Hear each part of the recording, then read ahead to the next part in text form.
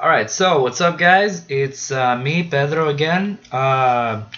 So right now, I'm currently in the middle of working on a couple of episodes, reviews. I'm not gonna spoil anything right now, but as promised, I did say I was gonna start doing vlogs. So here I am, and I'm in a nice little location, not so like forgive the camera right now because I'm using my laptop's camera, so yeah. But yeah, right, I'm in my brother's room, and my very first vlog. Think about my very first vlog. Wow. Just imagine after a couple of years and I get like a bunch of viewers and stuff, and just gonna look back and be like, dang, this all started here. Oh my god, so excited, and I'm so happy that you guys are here with me to be a part of this. It means so much. So, like I said, my very first vlog. So what to start? And I figured, you know what? It kind of makes sense. So my very first vlog is actually going to be about a show that just had a new episode yesterday. So very big revelation. A lot of people got super excited. So pretty much, I'm gonna start off by doing a Gravity Falls vlog. Now, don't worry. By the end of tonight or tomorrow, I should have more videos for not just Gravity Falls, but also for Steven Universe and Arrow, just like I promised. Right now, I'm starting off with Gravity Falls, though. So, episode 1, Tourist Trapped. So, really interesting episode. It's the very first episode of a very successful series so far. A lot of people love it, and it's great. It's one of the it's one of those episodes that it's one of those rare episodes that just by watching the first episode, I knew that I was gonna be hooked. I don't know why. It was so interesting and so good. I really enjoyed it, especially at that ending. But obviously, real quick, like just give my comment on the entire episode. So beginning with Tourist Trapped. So we start off with Mabel and Dipper. They arrive in a town called Gravity Falls, which is located in Oregon. Don't try looking for it. It's not worth it. Just not worth it. But yeah, so they start off going over to Gravity Falls, where they just pretty much their parents decide to send them there for the summer to live with their Grunkle Stan. Now, real quick, Grunkle, for anyone who doesn't know, that is great uncle. Just putting it out there so that no one starts asking things like, and also there's a argument under the comments being like, no, it means this, no, it means that. I did the research. It's great Uncle Stan. But yeah. So really interesting first episode. It was really great. So we start off with they arrive at Gravity Falls. They meet their Grunkle Stan. Well, where you can tell right away this guy. This guy is just very interesting. He's you can tell he's a freaking con man with everything he does. The way he dresses, the freaking fake eye patch, the hat, the whole feel to it, the cane, and then his entire location, the Mystery Shack, which is funny because it's where they live and where they work, which I'm noticing Disney's doing a lot of that as of late. Like Wizards of Waverly Place did that as well. This show. Also, if I remember correctly, didn't they do that at one point? Corey in the House, they lived in the White House, so yeah, that's kind of a little bit of a cheat, but you get what I mean. It's funny how they've been doing this, but yeah. So, anyways, so they go to the Mystery Shack, and they're given they're shown how things work. He automatically makes Dipper and Mabel start working there. They just meet a bunch of interesting characters, and it's so interesting how everything works here. It's very obvious that these people are being conned, and yet keep giving the money. They keep falling for it, and I'm like, how do they do this? It's like, what is it about this place that it's like makes so many people want to buy? And I think it's very funny, that whole joke about it, where it's like, it's this whole stereotypical thing about tourists, where it's like, because it's unnatural and not something they used to, they automatically want to get it. It's like, take my money, shut up and take my money, and it's just so funny. It's interesting just because it's like, I mean, I'm wondering, is there something that he does to them or something? I just kind of want to go there now and see, like, what happens if I go into the mystery shack. Is he gonna somehow find a way to con me into buying something? It'll be interesting. But yeah, so uh, during the episode, Dipper, the brother twin, he's traveling through the woods where he runs into apparently this tree trunk that holds this secret journal book thing. It's a journal with a six-fingered hand with the number 3 on it, and it's like, what? Like, automatically it's just like, what, it gets you thinking, like, okay, what's the reason it's there, why is it there? And it's just automatically you're getting invested already, and that's something I really like. They don't take any time to get you invested with the whole mystery. Like, automatically it's a mystery. Where did this journal come from? And inside is a bunch of this weird stuff about these I'm not gonna say fairy tale, but more like just like these creatures that you would never expect. Like, there's a page with ghosts and zombies and gnomes and all that stuff. It is so interesting, and I love the animation already. Like, this is one of those shows where it's like the animation starts off great, and then as the show progresses, it gets even better. I love that about the show. You could tell, like, they could have just done some sort of like simple drawing stuff. No, no, no. They show you the scribbles, the writing. They show you the pictures of each creature, and they put so much emphasis, like the shading. They work so hard to show you that someone drew in this journal, and it's so good. They could have done some sort of cop out with maybe the guy took a picture and pasted it there, but no, no, no. They put detail with just the fact that whoever this author is, he just drew in it, and it's, wow, it's great. It's so good. And not just that, the mystery shack in the place. Most people would think that, the typical shack in the woods, that's so simplistic, so like, it's been overdone. People are used to it already. But then it's like the shack itself being like a tourist trap. That's not something you're used to. Usually a shack in the woods is like some creepy place. No, this is a tourist trap. And as the name of the episode implies, and it's so clever how they do it. It's like, how it's not something you would think of. Usually, like, people avoid it in most movies and shows about the supernatural stuff, and then here it's like everyone goes to it, and it's so ridiculous. Again, the tourists here are just idiots, but it's so hilarious how much of an idiot they are, and it just works. It works with it. So going back to it, yeah. So Dipper finds the journal, he finds the book, and it's just he shows it. Well, not really shows it. It's more like Mabel just kind of pops out of nowhere. The twin sister Mabel, which, by the way, I love Mabel. She's so funny. Such an interesting character, actually. Like, okay, so it's like she just pops out of nowhere. Like, it's just like what up? And it's like with the whole squeaky voice. I love the voice actor. It's very great. Does a great job. I'm trying to remember the name, like Kathleen something, but it's like really great. Voice actors are great for the show.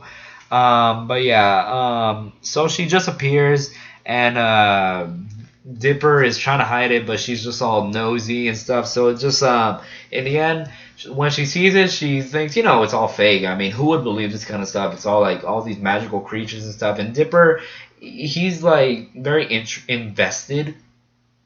So then, so then you see him just like kind of minding his own business while Mabel is constantly. This is a funny joke that I noticed in this episode where it's like Mabel is one of those girls. Like, you guys ever have those friends who are hopelessly romantic, constantly trying to find a girlfriend or a boyfriend or something? It's like, and it's like this show is the perfect show for you to show to that friend and tell them, hey, see the show, pay attention to this character, Mabel, because she's going to teach you on how to not interact with your crush. If you have a crush and you want to get in good terms with them, never follow what Mabel does in the show, because it's just, oh my goodness, it's just great. So you see in this episode, she's constantly going everywhere, flirting with a bunch of guys, going all up in their face like, oh my god, oh my god, oh my god. And it's just so ridiculous, but it's so funny and charming the way they make it, because they go into no expense showing that she is obviously like very, like she's very pushing in that sense, very like all up in your face, where it's she wants to be known, and it's like she's like that little gag where it's like, yes, do you like me? Yes, obviously or definitely, or I think that's how it was, but it was funny. It's like, I would not have thought of that. I don't think anyone would. It's so clever. And yeah, and it's so interesting. It's so funny. So yeah, at one point she finally runs into this one guy, this really creepy looking dude with a hood. You only see like one eye and a big nose, and it's like, okay. But for some reason, she just automatically gets invested in him, and it's like throughout the entire episode, like they start calling each other boyfriend and girlfriend, and it's like, okay, fine. And throughout the entire episode, she thinks he's a vampire, and it's so funny because like the episode goes into this montage where they just constantly like show you reasons to believe that he's actually a vampire or a vampire or something. But then it's like, well, no, in her head she feels like it's a vampire. But then Dipper, reading about it, he then notices similarities in the book, and it's like, holy free, he's not even a vampire. He's not even a normal kid. He's a zombie. And oh my, and it's like, the freak. He's like, he spends the rest of the episode just kind of like checking, and he has so many characteristics of a zombie. He loses limbs, hangs out in graveyards. He's just like, oh, ducks. Does a bunch of stereotypical zombie cartoon things, and it makes Dipper believe so bad that it's a zombie. So it's like, but Mabel, she really wishes that he'd be a vampire, but it's like, obviously, she thinks that he's a normal guy, but then she likes the idea of him possibly being a vampire. I don't know. I think this episode, if I remember correctly, this episode came out around that time that Twilight was still a thing. I don't know, but yeah. So, so Dipper tries to convince Mabel. Mabel doesn't believe him, and she just goes off with the guy, and he's just like furious, frustrated. And so he's just like, fine, forget it, and he's just trying to figure out a way to convince, but obviously it doesn't work. So then while he was on his own, he just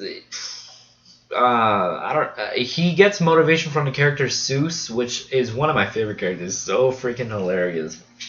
He has such a simplistic mindset. Like, he's a man child, but he's not an annoying one, because you know how usually in shows today they always have that one idiot character who's just annoying. They're used for comic relief and stuff. It's like, no, he's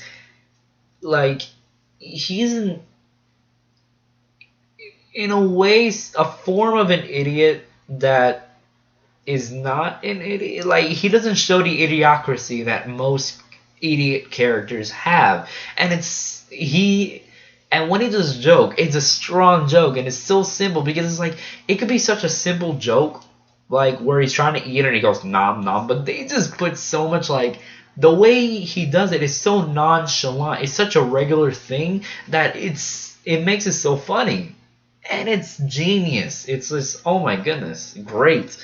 And that's something that a lot of these shows that I've been watching these days that people have been recommending to me just does, and I can't wait to show you guys this. But yeah, so continuing on. So after getting some advice from Seuss and stuff, and just Dipper realizes, wait, he's taking a Mabel away for some reason, and it's like I gotta stop him. So then he goes off thinking again zombie and stuff, and it's like, and Mabel, she's like, she goes with him, and he's like, Mabel, I must confess to you something. And it's like, please be a vampire, please be a vampire, please be a vampire. And it's like, oh my goodness. And in the end, we realize that instead of a vampire, he is exactly what we did not think it was. A couple of gnomes. It's like, what? It's like they went through this entire episode amping us up, believing he's a zombie or a vampire or maybe just a regular guy. No, he's a bunch of gnomes stacked up together with hoods, with the leader on the top, and it's like, what? So all this crazy, funny awkwardness just passes by where it's like, yeah, so this is... my name is, like, he says a bunch of names I don't know, like Steven, and then my favorite one being Schmabulok. He's like, Schmabulok. And it's so funny. It's like, what? They just keep punching us with this joke, and it works. Not a lot of jokes like this works like that. And suddenly it's just like, again, so nonchalantly, it's like he just suddenly starts asking her, oh, you must be our queen now, so that the queen of the gnomes, and we can live off forever, and blah blah blah blah blah. And Mabel's just like trying to let him off easy, being like, yeah guys, I'm just a girl and you're just a bunch of gnomes. And it's so funny. And obviously we could, like, this part is kind of like we kind of expected, but again, it's so funny to do because like, no, you must be our queen. So they try to capture her. Dipper shows up and he's like, Mabel, watch out, watch out. It's like, what? He did not expect them to be gnomes at all, and it's like, wow, how did I get that wrong? It is so funny.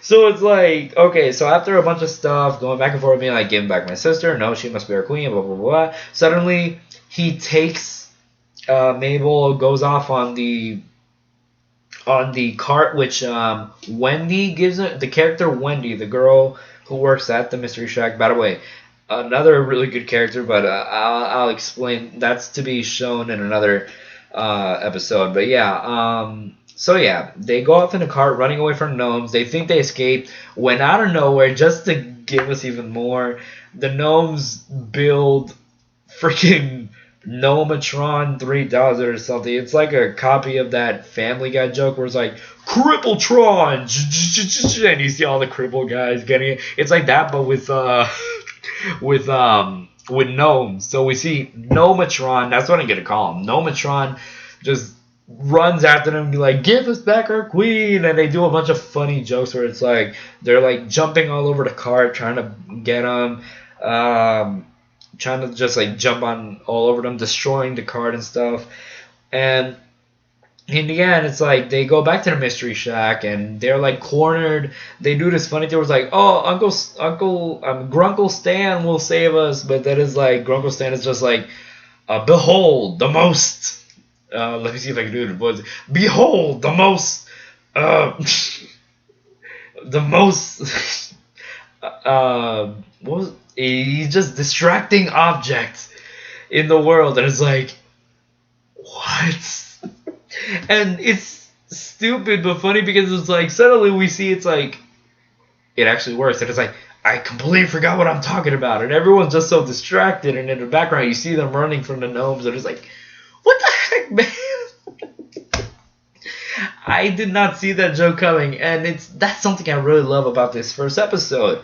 All the jokes that they do, they make it very obvious that this is obviously a comedy-based show. Like all Disney animated shows are comedies these days, but they just hit us so that it works. This is a comedy show that works. The jokes, they take advantage of the animation as well as the voice actors. They take so much advantage of it that it's like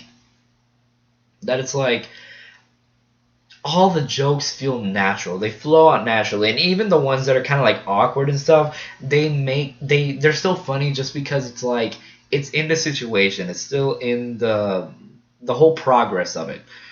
So yeah, so while Grunkle Stan and the tourist are all mesmerized by the world's most distracting object, Dipper and Mabel, they're just there against the gnomes, and then suddenly they start fighting off with I think a couple of shovels. Was it? I gotta check that again. But yeah, and it's like oh they're trapped, they can't do anything, and then Mabel, it's like fine, I'll marry you, I'll be your queen, and it's like you kind of get the idea that she's gonna trick him obviously, but the way she does it is just like so funny. It's like how about a kiss, and it's like oh well don't mind if I do. And it's like she's about to kiss, and then suddenly she gets the the leaf blower, and it's like what? I did not see that coming. Like that part is like what? Where did this come from? And it's like she just blows all the gnomes away, and it's like we'll be back. It's like what? Team Rocket's blasting off again, or something like that. It is so funny. And they just all go away. They defeat the gnomes. They're like yes. So, they go back into the mystery shack getting all tired. You see, again, they're all messed up. I love that animation. You see that they've been through a lot. Where Stan, he just doesn't really care, but then it's like, he does a very surprising choice where it's like, he decides to be nice to them and be like, okay, pick something out of the shelves, but, do it quick before I change my mind. So it's like, very subtle. And then Dipper decides to get a hat because during the whole chase he loses his other hat. But yeah, he gets a hat with the pine tree, very iconic in the show. And then you would expect Mabel to just get something simple, something symbolic, and it's like yeah. And then at that moment, she just grabs the most important thing in that shack to her. Grappling hook! And it's like, oh my god, what the heck? It's just so crazy. So it's just, oh my gosh, where the heck did this come from? And it's just so funny. And it's like, wouldn't you like a doll or something? Grappling hook! So yeah, in the very end, we see Dipper and Mabel just like at night, all happy and stuff, everything's going well. It's like, Mabel, can you get that for me? It's like, I'm on it! Shoots the grappling hook, destroys it, and that's the end of the episode. So it was such an interesting episode just because it's like, for a first episode, you would think, it's kind of the episode used to kind of give us info of, okay, this is our show, this is what we're doing, this is what's going to be happening. And it does that, but it does that in such a good job, because usually it's like they save better jokes for other episodes, but no, it's like they go all out on their first episode. They bring high stakes for something so simple and stupid as in a crush. This all started because of a crush, and it's like it still worked. It still worked, and it's they punch it in your face multiple times, being like, "This is it, this is it," but it's like you're okay with getting punched. I don't know how to make that sound good, but it's true, and it works off so well, so great, and the animation, like I said, it's really good. It gets even better. The jokes and the animation, the character development. Usually in the first episodes, you don't see that much character development or that much good character development. But no, it's like already we see, okay, Grunkle Stan is trying to be nice to the kids for this one moment. And then we see that there's obviously a bond between Dipper and Mabel. Which is a nice little change of pace, because most Disney shows we see these days, you see that the brother and sister just annoy each other, practically hate each other and stuff, and it's like, no, this is a very this is a very I never thought I'd say this for a kids show, especially, or no, a Disney family show, and nonetheless an animated one. But it's like this is very. They have a very real connection. That's what I feel. They make it realistic with the collaboration between Dipper and Mabel. They show that they are brother and sisters. They can get on each other's nerves every once in a while, but they love each other no matter what, and it shows it all the time. And it's like I really like that. I like that change of pace because Disney. I love Disney. I'm a huge Disney fan, but they just kind of punch us in the face with the whole brother and sister annoying thing. I like this change of pace. I like it that they are close. So yeah, great episode, great first start, and I really enjoy it. I really liked it, and I can't wait for the next vlog for it. So yeah, hope you guys enjoy, and next episode, we'll get to the next episode by the end of tonight. Hopefully, you'll get this video will be posted. Hope you guys enjoy. Please like, comment, and subscribe. And yeah, I'll see you guys next time. Also, real quick, just because I'm a kind of guy who likes tips and stuff, likes advice. So if you guys want, I don't know. One thing is these glasses. What do you think? Should I wear these things during these vlogs? Because I could see the whole light thing. So should I without or with glasses? Whichever you guys think will be better, more productive. Also, feel free to let me know anything else you guys want me to review. I already confirmed Steven Universe, Gravity Falls, and Arrow. I'm gonna be doing reviews on any other shows that you might want me to do vlogs for. And like I said, I already have great big plans. I'm already gonna be doing a Let's Play later on this week, so expect that with my friends. I'm gonna be doing a couple of movie reviews. Not gonna that, but yeah. So feel free to like, comment, and subscribe. Hope you guys enjoy. And hey, great first start for a video. 27 minutes in. So yeah, let's see if I can shorten that later in the future. But hope you guys enjoy. And yeah, have a good night.